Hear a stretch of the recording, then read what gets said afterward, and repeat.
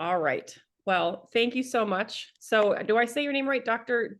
Jacob Cawley? Is that right? Yeah, Okay. that's spot on. Sounds Like like the dog breed. so obviously having the last name of Cawley but spelled differently, you're in the genre there.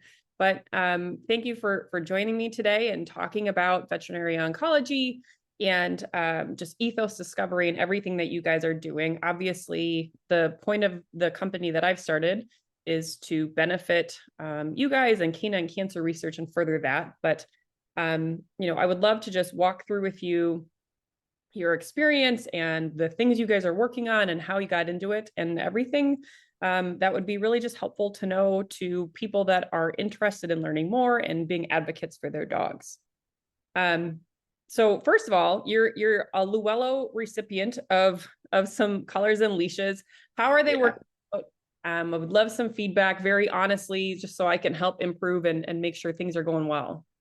Yeah, so I had actually shared a little story about my dog with you by email.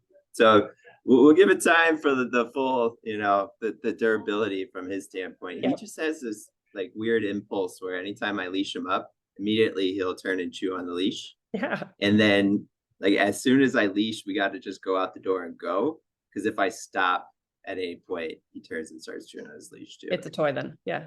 Yeah, he's not a golden or like the typical breed that you would expect to like carry their leash Yeah. around. He's some sort of Spitz, but that's his thing. And so far so good though. I love the sort of the colorway that we ended up with. I haven't gotten out because I live in Cleveland, so we haven't gone through a lot of long walks. So haven't gone to the dog park or anything like that to see if we're getting compliments on how it looks. But I love it. So Good. we have another dog who I'll be getting a collar and a leash for too. Awesome. That's Yeah. exciting. Well, thank you so much. Yeah. And as far as your profession, how did you find yourself in the world of veterinary oncology? Uh, so, well, honestly, so human experience, long story, but human experience that sort of, I think, placed the seed to go specifically into oncology. I don't really know. I have a cliche story in terms of like how I got into veterinary medicine. It was just sort of something I picked in the fourth grade during a career. I don't even know if I can't remember if I randomly picked veterinarian to be like the job that I was researching or doing the project on, or if it was given to me, but it stuck, and here I am. And then my grandfather was diagnosed with leukemia when I was 13. He passed away within months, I think maybe 8 months later when I was 14. And that entire experience of him going through being diagnosed and then that just I remember vividly when my mom gave the news and the impact that had, and then seeing the dramatic change throughout his disease course and treatment. That was sort of like the motivation that really drove me. And then it came full circle and all sort of solidified itself when I'd gotten into vet school. I took the first summer to do a research project, and I was randomly assigned to a lab.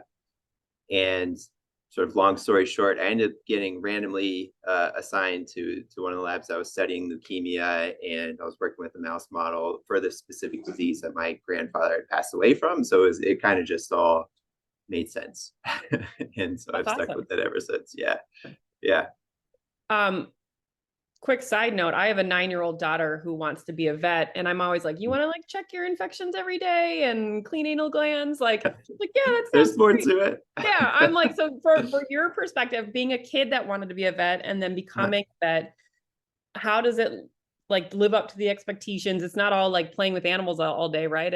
Sometimes you're the Yeah. guy, and how does that work out for you?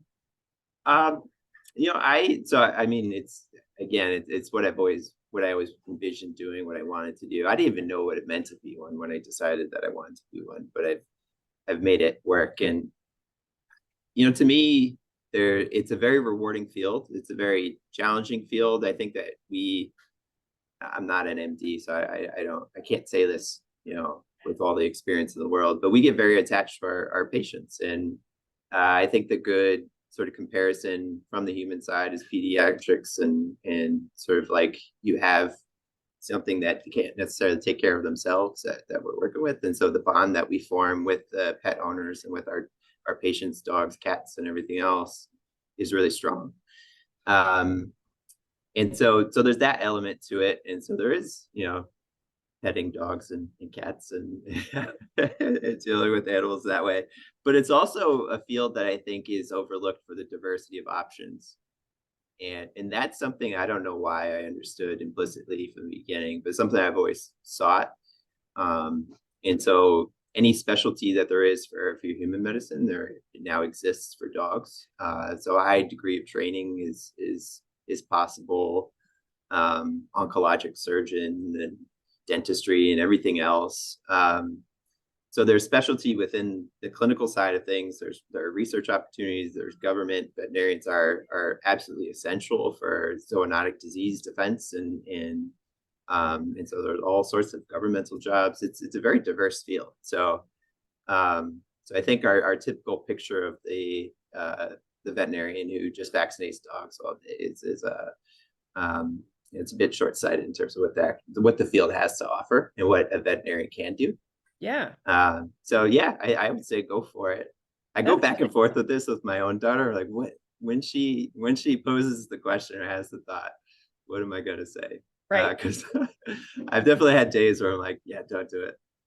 Yeah. But, Well, yeah, I mean, we all have those days, but I never even thought about the defense side of things and how that all, that's really interesting, especially as technology develops. So that's a really, I'm going to have her look at this little clip right here and be like, these are all the things you could do. yeah. The original doctors for humans were veterinarians as well. So that's just sort of like, yeah, because medicine's cool. Medicine, and there's so much that's similar. Yeah, that's awesome. So as part of what you do, you have a lot of clinical trials. So obviously you're part of Ethos Discovery. I know that the Ethos Veterinary Clinic is separate from that.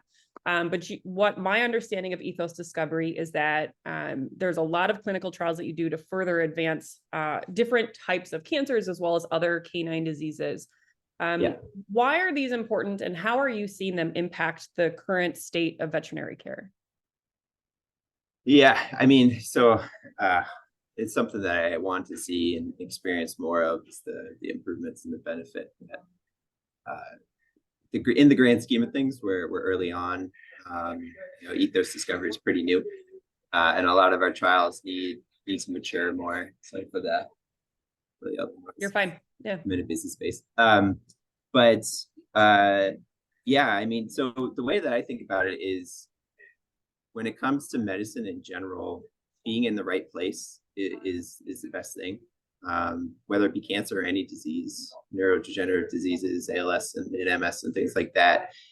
If at all possible, you want to know what's the center that offers the most amount of clinical trials, because the perspective of the doctors and the capability of the doctors there is going to be better than other places. Because there's so much nuance to treatment. There's usually some form of typical treatment or standard treatment, but then what is always the next question. And so that's really where clinical trials come into play. Oftentimes is it's another option for treatment that goes beyond the standard of what can be offered.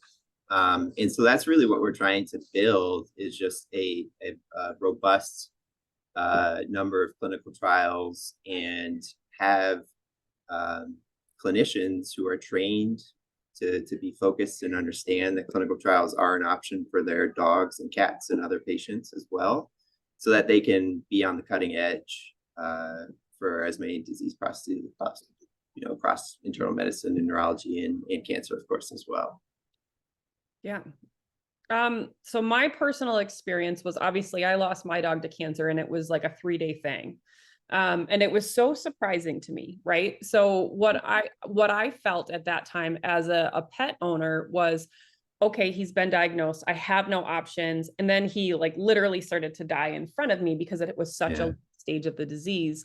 If you are to have the experience where you go to the vet, you find a lump and they're like, yes, this is cancerous, what would you recommend a pet owner, their next step be, if it is not to the stage that my personal experience was? Yeah, I mean, as much as you can, understanding what's available and having the conversation with your veterinarian who may not have the answers, but is well versed at looking and finding the answers. So having that conversation of what is available, are there clinical trials options? Um, and there is a database now that's managed by the AVMA, so the American Veterinary Medical Association. That's kept up to date as much as possible. So that's fairly new and recent. And so there is a database that people can go to and just search for clinical trials based on a disease and other things and location. Um, and so understanding what is available there. But usually you have to progress through the layers of primary care to a specialist, and then the specialist will be, you know, the best person to ask these questions of. And so, yeah, I mean, those particular cases where things are so rapidly progressive are tough, and we get calls oftentimes, and sometimes where I'll have to say, you know, maybe we don't have. We try as hard as we can to get to the point where we can get a dog who's maybe at that point of being end stage and getting them on a study. But it's not always in the cards for every dog. So I'm really sorry to hear about the experience that you had. But so you have to go through the motions to some extent, but also looking up your options and being knowledgeable about what's out there is really important. Yeah. So what I'm hearing, and it seems similar to what I've experienced as human progression, is you start with what is already medically known, and then once you get to the point where you're out of options, then you would enroll in a trial. Yeah, and so there's a major difference though between veterinary medicine and human medicine. It's kind of like the Wild West where we have no such thing as a gold standard. And it comes to funding and clinical trials that have been done. There are not a lot of areas within veterinary medicine where there's been a bona fide sort of superiority study or something where there's a head-to-head that definitively shows that this is the best way to do it. And for that reason, you know, 10 oncologists may treat the same cancer in 10 different ways that are all similar, but slightly different.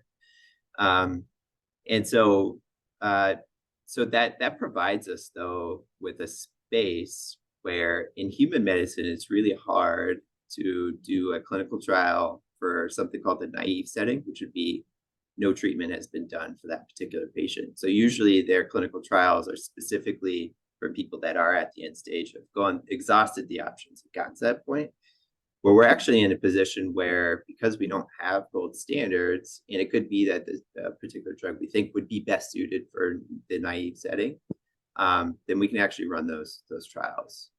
So it's a bit more sort of freeing, I guess, and provides us with a bit more flexibility in how we can design clinical trials. Okay, great. And when it comes to the cancers that your studies focus on, and specifically hemangiosarcoma, which is my experience, and I know that one has fewer options than maybe some of the other ones. Yeah. My understanding is it's really, it seems to be genetic. It seems to be certain breeds that are more likely to get it. So shepherds, golden retrievers, things like that. Yeah. What are you seeing that's pretty typical of breed type and maybe background and, you know, history of the dog that may lead them to become a hemangiosarcoma patient? Yeah. I have a lot of thoughts. So many So thoughts. a ton of thoughts. So clinically, I'm working on hemangiosarcoma with the Ethos Push clinical trial, our nationwide study, trying to provide treatment options, novel treatment options for dogs with splenic hemangiosarcoma. But right now, and the reason why I live in Cleveland is because I work in a lab setting as well. So studying the basic science, the biology of the disease specifically, and trying to understand what makes it tick and novel ways to treat it based on that. And so there has to be, for sure, it's not known, but there is for sure a genetic predisposition. That's why there are breed predispositions, like golden retrievers have a very high likelihood of getting splenic hemangiosarcoma and other hemangiosarcomas as well. And there's a really massive study going on now called the Golden Retriever Lifetime Study, where they've enrolled over 3,000 Goldens and they understand a lot of the background for each of the dogs, and they're following them for life. And one of the major outcomes that they're looking at is cancer-associated death, and what are the ones that most likely are to cause death, and within their cohort of 3,000 dogs, which are the ones that are sort of causing the most deaths. And hemangiosarcoma, kind of surprisingly to me, is number one so far, with a lot of dogs that have progressed through the study. And so it's safe to say, as of right now, hemangiosarcoma is probably the number one killer of golden retrievers in this country. And that's so the burden that it places is even greater than I ever sort of understood or knew. And golden retrievers are a top 5 breed. German shepherds are a top 5 breed. Labrador retrievers are a top 5 breed in this country. And so there are millions of dogs who are at risk, at high risk for this particular cancer. So genetics plays a part, but we don't know exactly what it is. But the beauty of getting to that understanding is that then you can start to change breeding practices. And so that's the goal of understanding the genetic predisposition factors, is that can we breed it out? Yeah. But then there's always not just Goldens and not just German Shepherds and not just these particular breeds, but any breed really can get hemangiosarcoma. And so they're also acquired factors. And so understanding what those are that are part of the development of this cancer. And that's sort of where I'm focused on, is the genetics that are somatic, meaning they're acquired during life, and how they drive cancer.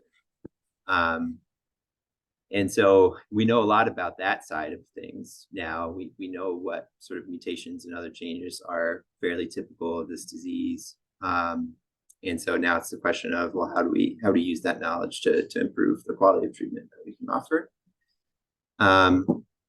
And I can't remember if I got completely off track or if I actually answered your question. As you're talking, I'm like, question here, question here. Yeah. Yeah, well, let's keep it rolling. So I mean, that's where we're at, and that's sort of the component of my sort of area of research is. Do you have diagnostic widespread treatments available for hemangiosarcoma right now? Can you pull a blood sample? My experience was no. Can you pull a blood sample and say, yes, your dog has hemangiosarcoma? No, and that's one of the things that we want to deliver. And there's a wide variety of options of how to accomplish that. But so no, and that's one of the major hurdles. So if I already mentioned hemangiosarcoma, number one killer likely of golden retrievers. So that's a large number of dogs per year being diagnosed and dying of this cancer. But what's even more common than that is the actual presentation for splenic hemangiosarcoma, which is the rupture of the spleen. Yeah. And that we know any tumor in the spleen can result from that. And for some reason, it doesn't happen really in people. It's a dog specific thing, doesn't happen in cats either. And so it is very common for dogs to develop some sort of proliferation or mass or tumor within their spleen. And any one of them, hemangiosarcoma or not, can rupture. And we have no way of knowing at that time, which is a life-threatening event, what's the cause. So the only option we have is to go to surgery. The good thing is that Ethos push, we don't know what dogs have hemangiosarcoma, and so the study is designed for us to capture all dogs. So we're getting a lot of information and data on not just hemangiosarcoma, but other tumors, including benign tumors that rupture and cause the bleeding event. And one of the things that we're finding is that far more dogs have benign tumors than previously thought. And so one of the major messages that we're trying to get out is that we're trying to break the stigma that the vast majority of these dogs, older large breed dogs, and any dogs have hemangiosarcoma, and that they should go to surgery and not just be assumed to have this fatal cancer, but they can have a curative disease, a benign tumor. Wow. And so getting to surgery is a big thing for that, because this is something that's far more common than we ever thought. It's just a dog presenting to an ER room, a veterinary emergency room, with a ruptured spleen is really common. But not a lot of them actually go to surgery, because the presumption is that they have hemangiosarcoma, when in reality it might not be the case. So that's sort of where we start. And so what we're trying to do is get a rapid diagnostic tool in clinics that can tell a pet owner if they have malignancy or benign, or specifically hemangiosarcoma or something else. It's just not there yet, unfortunately. Yeah, you're just blowing my mind right now. So as far as like the actual veterinary clinic today, not the clinical trials, but our vets, I remember with Max, they said we can feel a giant tumor on his spleen. And my first thought was, why wasn't that caught in a typical annual vet check? Yeah, so there are other groups, out in Minnesota who have been sort of leading the charge, and they have a couple of different avenues that they're taking, trying to come up with ways, potential screening tests. And so we know that golden retrievers, for instance, German shepherds and other breeds are highly predisposed. Can we screen? Can we survey? So have something similar to like the prostate specific antigen test for men, the PSA test. And so, yeah, there's a lot of research going into that. But the challenge is that, so most of the dogs who develop hemangiosarcoma are older. It's acquired with age, even if you're an at-risk breed. So something has to happen throughout life. So you're born with some sort of predisposing factor, but then things have to sort of fall into place for you to be the dog that ends up with hemangiosarcoma. So other things happen too. And so understanding what those processes are, those are really challenging questions to ask and then to study. And so coming up with the survey tool is tough, and then also implementing it and asking when's best to do it. You don't want to overdo it, because that's one of actually the major downsides to PSA tests, is it leads to overtreatment in a lot of men too. So it's a balancing act. But I do feel comfortable that saying that, probably within 5 years, we should have something that we can screen for. And I think it does come back to genetics, and so understanding what those initial factors are that predisposes you to it. And so having some sort of screen that can be done at any point. Because there's already massive free genetic tests are available to tell you, the background of your dog. So adding, cancer predisposition risk as part of a panel, I think is in the near future. That's awesome.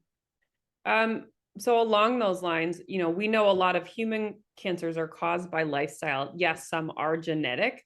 Do you feel like there are things that we could recommend to pet owners that would maybe help fight back against those genetic predispositions? Types of food. Obviously, there's a lot of these boutique foods right now. Exercise, what do you see would be recommended? Yeah, I think anything that's healthy for you is probably going to be healthy for your dog. So yeah, regular exercise and eating quality diets. The challenge is for dogs. I think about this all the time. I kind of get like a little bit sad and depressed when I'm pouring the kibble again into my dog's bowl. Like, this is all you've eaten for your entire life. I've got young kids, so they eat plenty of other stuff too, but we try to limit that. But anyway, so my personal opinion is we don't know enough about nutrition in general to make any sort of sweeping recommendations. And so I am perfectly comfortable feeding Purina Pro Plan to my dogs, and that's what I do. So I'm not on board with as you mentioned, like the boutique options that are out there, frozen meals and things like that. But I do think that it's really important, and my reasoning for it is we just don't know. I don't have something I can point to that says, this makes sense.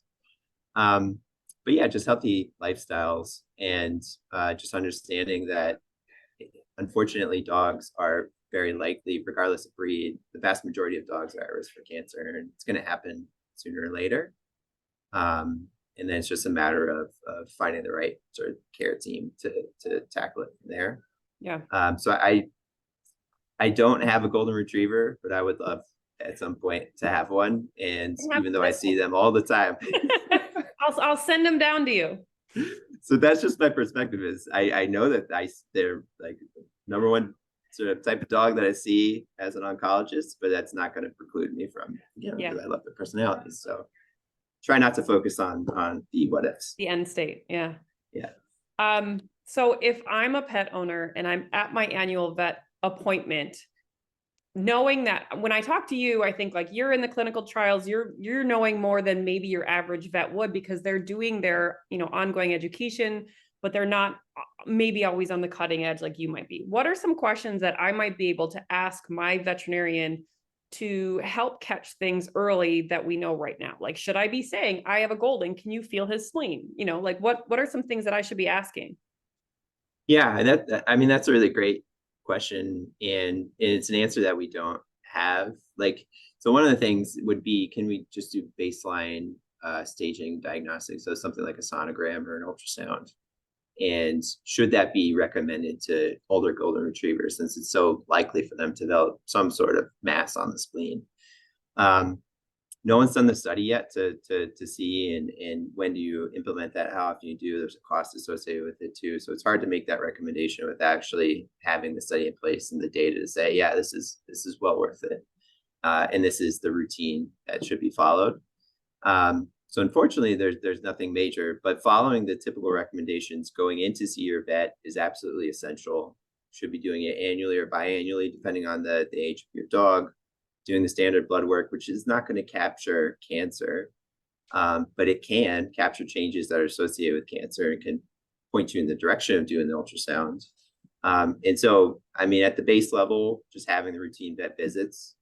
And yeah, as I've said before, I hope this isn't sort of like coming across as so negative, but we just don't have those things in place yet for No, to it's be actually like, very oh, there is a helpful. screening tool. Yeah. We need more funding. Yes. Yes. Yeah. Um, as far as, you know, side effects, you know, say your dog gets diagnosed early enough that they're a candidate for treatment, you get associated into a clinical trial that you found on the website.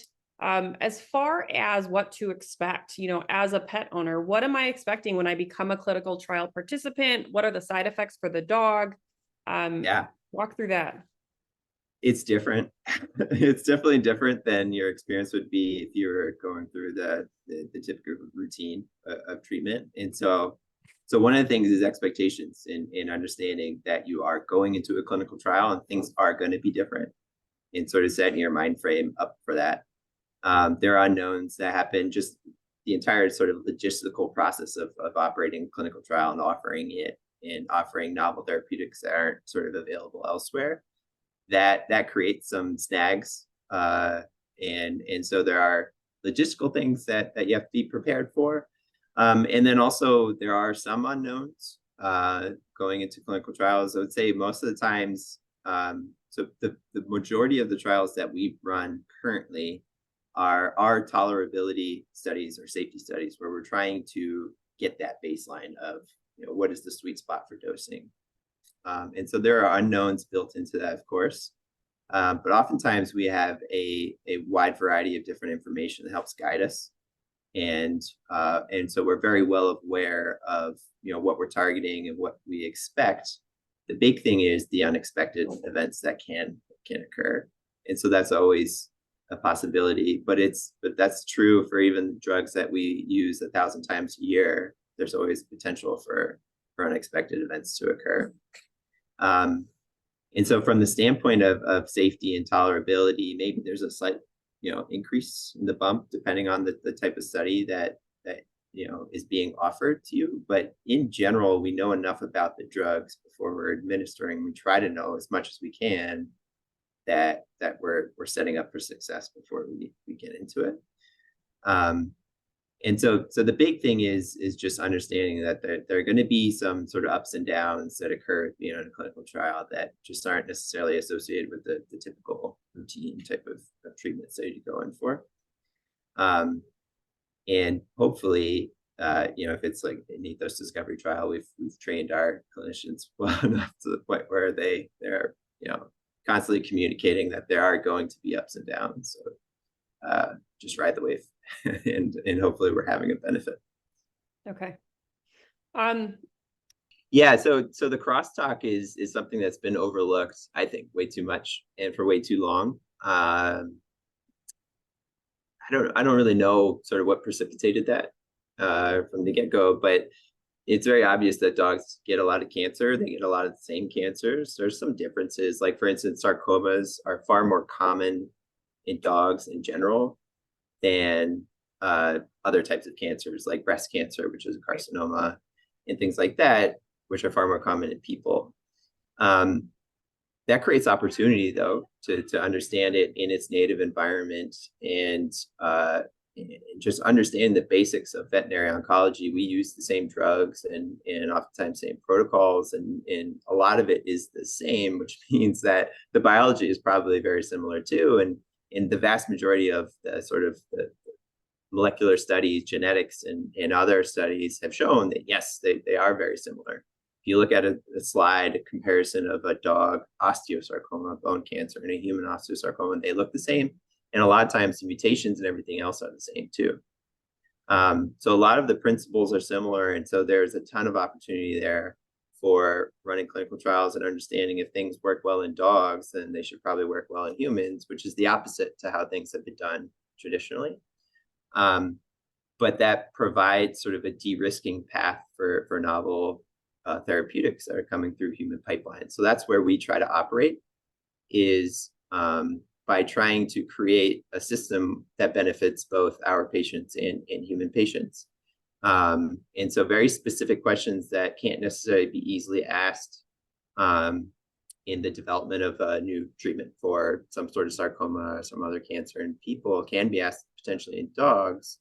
And so, can we run a clinical trial where oftentimes, unfortunately, because of dogs, lifespan is much shorter, you can get to an answer far quicker than you would for a person.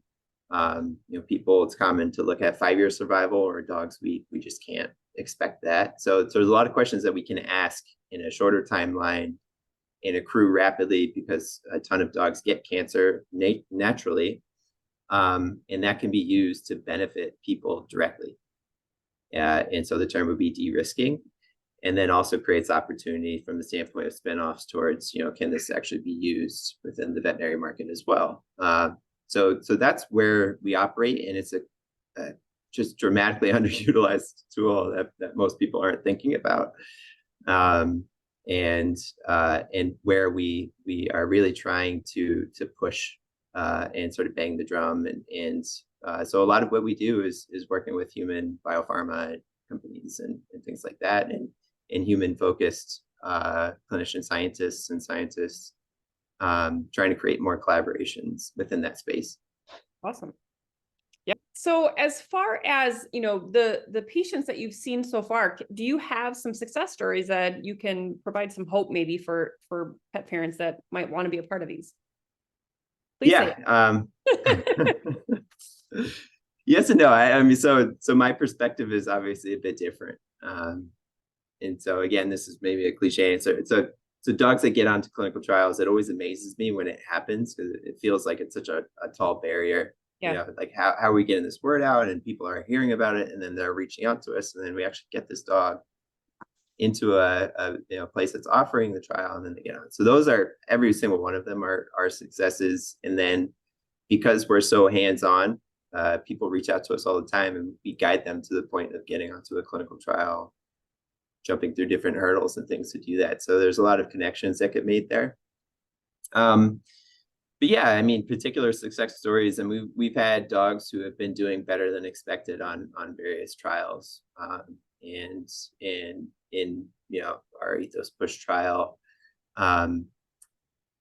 we're not at the point where I can sort of share that we know for sure that we're having a benefit, though. So that's sort of where I'm holding my tongue. So the answer is absolutely. We have a lot of success stories. We have blogs from people on our website who have had their dog go through a clinical trial and just openly discussing what that experience was like. So all of that information is provided. We try to be as open as possible. The goods and the bads of our clinical trials are available. And so I would encourage people to go to our website and check it out. There's a lot of information there. But yeah, I think that I feel good about what we're doing. Yeah. Well, and I think the typical lifespan right now is less than a year after diagnosis, right? So Months, I feel yeah. like you're racing the clock sometimes of getting into the trial and seeing what you can do. When you say that you're seeing some beneficial outcomes, is it a few more months that you're seeing that you would have maybe expected?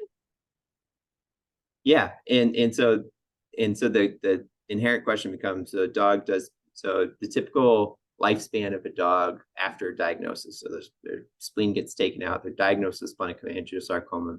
Vast majority of dogs are dead within 4 to 6 months, regardless of what sort of treatment they get from there. There's a very small percentage of dogs who survive to a year. And so they do exist and they do happen, even with the treatment options that are available now. We think that it's maybe around 10, 11, 12% of dogs that fit into that criteria, that are sort of long-term survivors, make it to a year. And so any dog that we have that's going through Ethos Push that makes it to that benchmark is a major success story, and we've certainly had them. But the underlying question is, are they the 10 to 12 that would have happened sort of naturally? And trying to understand what sets this dog apart. Was it our treatment? Was it something that's inherent within their disease that's maybe a bit less aggressive than other ones? And so the thing that I very unique in that it's a cancer of blood vessels. And so endothelial cells are the cell that forms the lining of our blood vessels. And that's what originates the cancer. And what the cancer does is it forms all of these sort of aberrant or atypical blood vessels that just form a tumor. And so it's a tumor of blood vessels. And so bleeding is a major risk factor. And that's what really sets it apart, because, like I said before, any splenic tumor can burst and cause severe life-threatening bleeding. But only hemangiosarcoma is the one that will then rapidly spread or has already spread to the liver and other places in the body. And every single site of new spread is a new site for bleeding. And so the vast majority of dogs with hemangiosarcoma have not just one bleeding event, but have another one or another one and another one. And so that's something that I've been working on, is trying to understand that impact of bleeding when it arises. What are the dogs that are bleeding, and trying to get at the question of, can we predict the good versus the bad ones that are within the realm of hemangiosarcoma based on a risk factor for bleeding. So that's one of the questions that we're asking, and then also trying to emphasize and understand what results in bleeding, and can we treat them? Can we support them through their bleeding event and improve outcomes that way too? So loaded answer there. Oh, you're fine. Thinking about, I know that just from the social media of different vets that I've started to follow and pay more attention to, it seems like veterinary care is such a huge mental burden, right? There's so much talk of like, just in regular veterinary care, that you can go from like 3 euthanasias to like a new puppy appointment or whatever, right? And there's so much burnout and there's so much struggle mentally. How do you see that affecting your job? Because obviously you deal with that all the time, and you said you get attached to your patients. How do you deal with that? What's your experience been with that? Yeah, it is very prevalent, and a risk factor, I guess, of our field. And I do wonder if that's sort of one of the major sort of causes of burnout, is how attached we do get with our patients. And it's not just us, but the entire team. Dogs are so well known when they walk in the door. Everybody knows every dog's name and story and everything else. So I do wonder how much of a burden that places on us. And so it exists, and it's for real. I think that it needs to be talked about more within the field, and more from the top. More options need to be available for veterinarians, places for them to sort of just dump all of that burden. And so a lot of support networks need to be established, and there is an emphasis there for sure. And from my experience, I think it's just me, but I maybe also a selection bias within the field of oncology. A lot of us are optimists, and so we take maybe things that are seen as failures or minor successes as big successes. Like, this wasn't expected to go this way. Totally. And so personally, fortunately, I think my mindset has sort of protected me a bit from that burnout. I'm married to a veterinarian as well. Okay. My wife had to give up general practice work because of her emotional status, which, that's just, Yeah. that is also common. And so I've experienced it, unfortunately, through her. Yeah. So yeah, I mean, that's a big issue with veterinary medicine, unfortunately, right now. And part of, I think you had said your daughter wants to get in, something that she has to be aware of. And I think that there needs to be open discussions before getting into the field about that risk Well, and how to deal with it. Not that I'm doing anything related to this, but just out of curiosity, because I'm going to regret not asking it, are there, is it very easy as a vet to find those support options? Is it just personal therapy? Are there support groups that you guys go to? Like, what is the support that you have right now? Yeah, I mean, my wife felt very trapped. I think it was more the day-to-day. She worked for a big company, and so it was a bit more controlling of what she was able to offer, and so she was constantly at grips where she maybe felt like there would be a better option for a particular case, whatever it may be, even in something as minor as like a dental procedure, like feeling like she wasn't necessarily supported with what she needed to be able to do things most appropriately. And so that's certainly creeping. So there are a lot of these large companies that are buying up practices, and they tend to standardize things. And there are good ones and there are bad ones. There's always good and bad within there.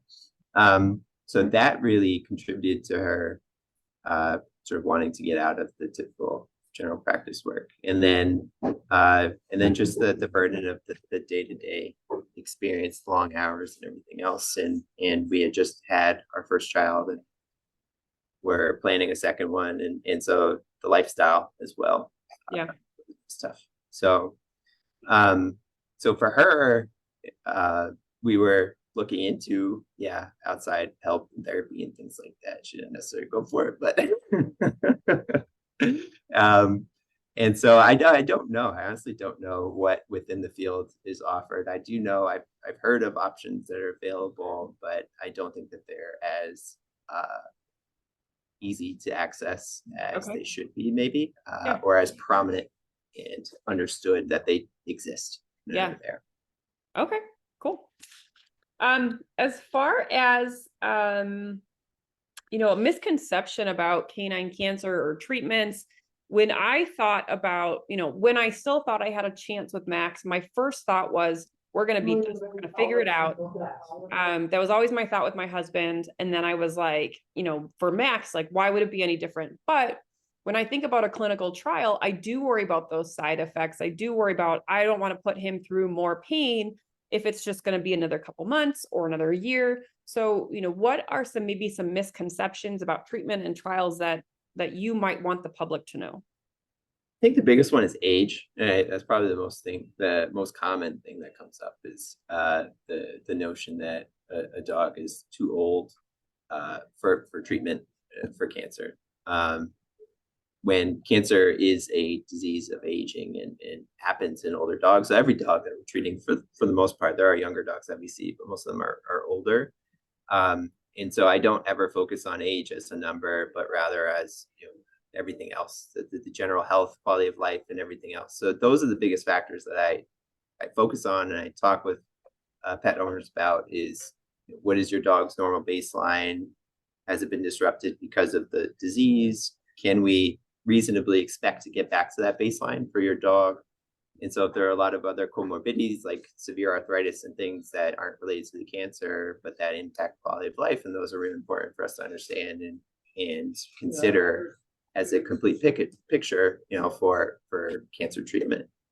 And so just the focus on age is being like, well, my dog may not be around for much longer, so I don't think that I'll go forward with treatment, is one thing that I'm constantly sort of navigating, talking about, and providing my opinion, which is I don't prescribe to that at all, and I would recommend not thinking that way when it comes to cancer. I would say that's the biggest one, and then the sort of the pedestal that I've been trying to get on as much as possible now is just the specific thing of the event of a bleeding spleen.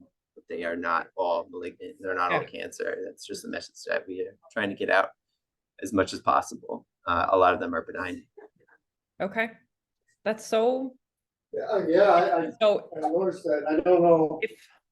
if I take my dog in and the sonogram shows that there's something on their spleen, it has presented signs of bleeding, their lungs are clear, other things seem clear, the recommendation would be absolutely go for surgery.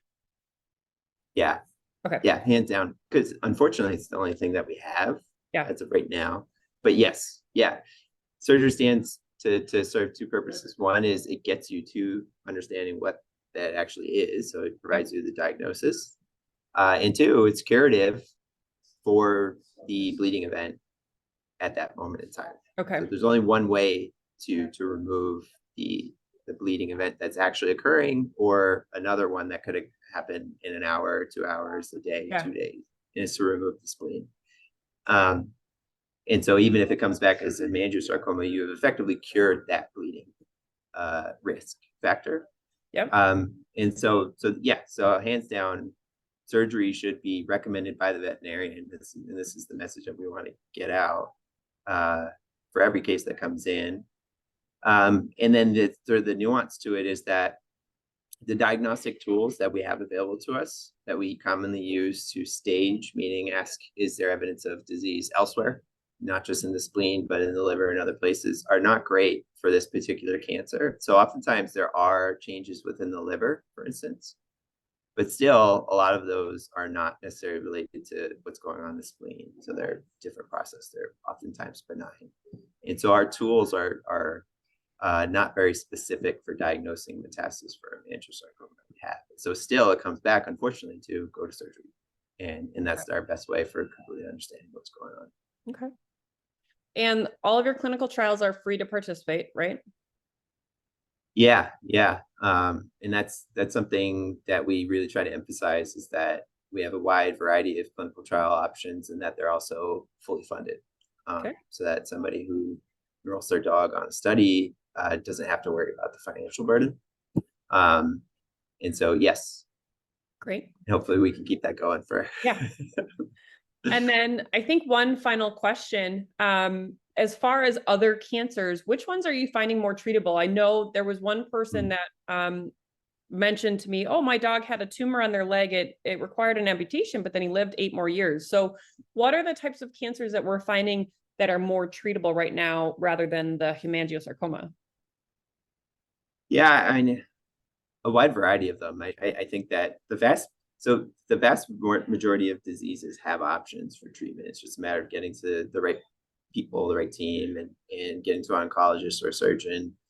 And so I would say the vast majority of diseases can be treated within dogs, vast majority of cancers specifically. And so, yeah, there's none specific, but I would say the most common cancer types that dogs experience are things like lymphoma, and then bone cancer like osteosarcoma, and then a cancer of the skin, which is weird because we think about basal cell carcinomas and melanomas, but dogs, it's mast cell tumors are the most common. Vast majority of those cases have treatment options, and there can be successes within them. And so, yeah, we're well positioned, and it's now a matter of getting more places that can offer clinical trials so that we can look to the future and continue to improve on what we have. Yeah, I wondered if you do every now and then see like a sunscreen for dogs for their noses and what have you. Like Odie's outside. Odie, I've had to let him in and out 47 times. Like, yeah, I wonder if like, should I be putting sunscreen on him? I don't know. Like, is that something that it's hard because dogs will just lick it off. Yeah, so that's tough. So there are specific dogs where so the best option would be like a shirt, a loose fitting shirt, or a dog specific shirt that covers, because there are specific types of UV induced tumors that can occur, squamous cell carcinomas, even hemangiosarcoma. And so it's usually the dogs with like a dilute, like a white fur color and shorter fur, and who just love to sunbathe. And so oftentimes it's the belly where we see UV induced issues. And so for all those dogs, like the white boxers and bulldogs and things like that, they probably should be wearing t-shirts. Oh, that's going to be my next product. It's the dog t-shirt. I love it. Yes, there you go. Awesome. Well, is there anything else that you would love to tell followers or people learning, pet owners, anything, right? That you always just, I know, aside from obviously I know you've talked about the benign tumors, is there anything else you just want to like shake people and be like, this is what you should be doing? No, I mean, I think that I love what I'm doing. And I think I believe in the mission of what we're doing, and the people that I work with are fantastic. And so just promoting Ethos Discovery as much as we can, getting our mission statement out there in our clinical trials, and understanding that these are available nationwide for the vast majority of our studies. And so as many people as we can have, visiting our website and our social media pages and everything else, which all can be accessed from the website, is great. And feedback, you can always reach out to us. And it could be that we need to offer more information on our website, just broad information about dog related cancers and diseases and everything else. So feedback, reach out to us. But we're here and we're trying to make the biggest impact that we can. Awesome. Well, Dr. Cawley, thank you so much. This has been just so fun talking to you, and I'm just so glad to have you doing the work that you're doing. So very, Yeah, very, thank you. yeah. Thanks for what you do. And I love the collar too. So I'm going to be ordering more. Yeah. Tell your friends. That's what we need, right? So